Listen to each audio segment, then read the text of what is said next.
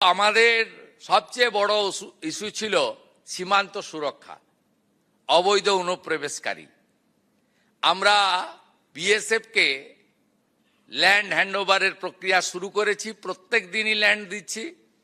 এখনো পর্যন্ত আমাদের যে 556 কিলোমিটার জায়গাতে জমি দিতে হবে, আমরা 100 কিলোমিটার মতো জমি হ্যান্ডওভার করে দিয়েছি। তার মধ্যে অগ্রাধিকার ছিল চিকেন নেক এলাকা, আমাদের নর্থ বেঙ্গলে। আমরা সিএ এর আওতায় যারা পড়েননি, সেই ধরনের অনুপ্রবেশকারী, তাদেরকে ডিপোর্ট করার কাজ নিয়ম মেনে শুরু করেছি। একটি আইন ছিল ভারত সরকারের, সেই আইনে ওদেরকে জেলে না পাঠিয়ে সরাসরি বিএসএফ এর হাতে হ্যান্ডওভারের আইন ছিল, অন্য রাজ্যে কার্যকর করেছিল। এখানে এদেরকে জামাই আদর করে জেলে পাঠানো হতো। আমাদের ভাত, আমাদের কাপড়, আমাদের ওষুধ খেত, এরা আরামে ভিতরে বসে থাকতো।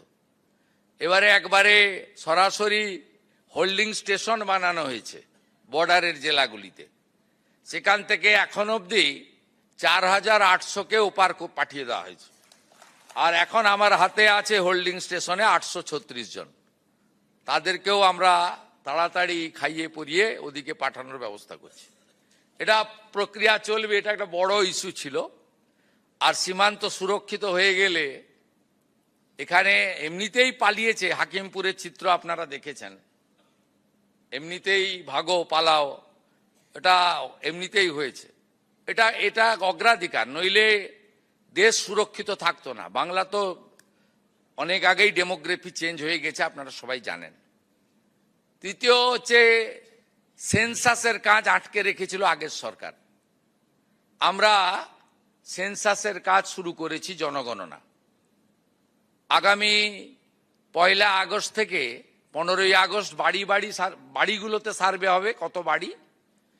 আর 16 আগস্ট থেকে 14 সেপ্টেম্বর বাড়িতে কতজন আছে সেই জনগণনা হবে। এটা খুব গুরুত্বপূর্ণ। এবং ফেব্রুয়ারির শেষ দিন চূড়ান্ত জনগণনা শেষ হয়ে যাবে। এর ভিত্তিতেই কিন্তু আগামী দিনে ডিলিমিটেশনও হবে। এবারের জনগণনাতে উল্লেখযোগ্য দিক হচ্ছে সেলফ ফর্ম ফিল আপ করতে পারবেন এবং ডিজিটালি করা হবে। এটা নরেন্দ্র মোদীজির উদ্যোগে ভারত সরকার করেছেন। এবং জাতি জনগণনাও এবারে আছে, যেটা বিগত দিনে ছিল না। এটা ভারত সরকারের একটি বড় উদ্যোগ। এতদিন পশ্চিমবঙ্গে সিআরপিসি আইপিসি চলতো, এটা অবৈধ। আমরা ভারতীয় ন্যায় সংহিতাতে যুক্ত হয়েছি।